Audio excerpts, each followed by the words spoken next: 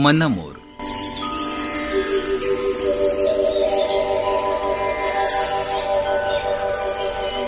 लेखिका आणि संवादिका डॉक्टर वीणा पवार. एकादशी.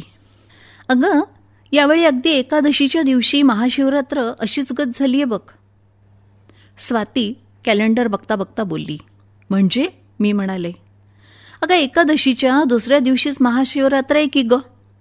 छे ग, या म्हणीचा अगदी चुकीचा अर्थ लावलास तू. एकादशीच्या घरी महाशिवरात्र म्हणजे आधीच गरिबी, खायची ददात आणि त्यात पाहुणे घरी येणं असं आहे. खरंच किती महत्त्व दिलंय एकादशीला. अगदी म्हणीसुद्धा निर्माण झाल्या आहेत. काय असेल बरं यामागचं कारण? याचा शोध घेतल्यावर या धार्मिक गोष्टीमागे असलेलं शास्त्र पण सापडलं आणि संशोधकांनी सुद्धा याच्यावर संशोधन केलंय. जापनीज शास्त्रज्ञ योशिनोरा ओहोशुमी यांना 2009चं नोबेल पारितोषिक मिळालंय.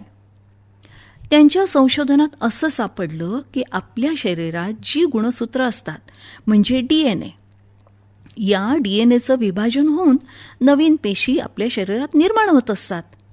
सतत विभाजनाची क्रिया सुरू असते. त्यामुळे या DNAच्या टोकावर असलेल्या डिलोमर टोकाची झीज होते आणि त्या झीजेमुळे पेशीमध्ये वार्धक्य येतं, म्हणजेच आपल्याला म्हातारपण येतं.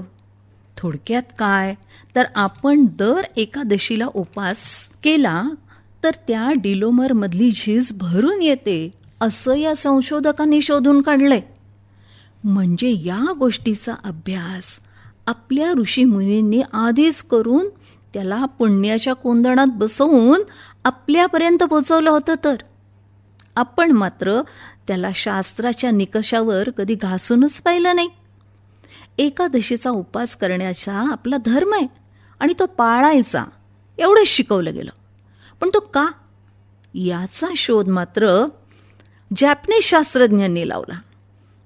एकादशीच्या दिवशीचं जसं हे सायन्स आहे तसंच खगोलशास्त्रही कारणीभूत आहेच.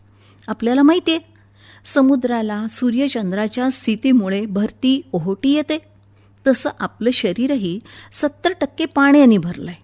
तेव्हा या अमावस्या पौर्णिमेचा परिणाम आपल्या शरीरावर पण होणारच ना.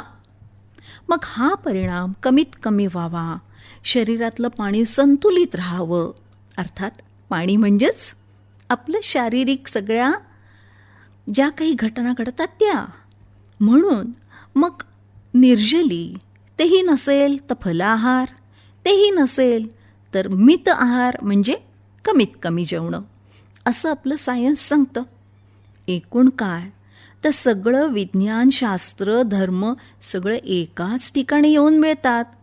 ते म्हणजे माणसाचं आयुष्य कसं सुखकर निरोगी राहील हेच पाहणं.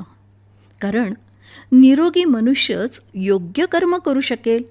प्रत्येकाने आपलं कर्म योग्य रीतीने पार पाडलं तरच जग रहाटी योग्यरित्या चालत राहील. एवढं तर सगळ्यांनाच पटेल ना.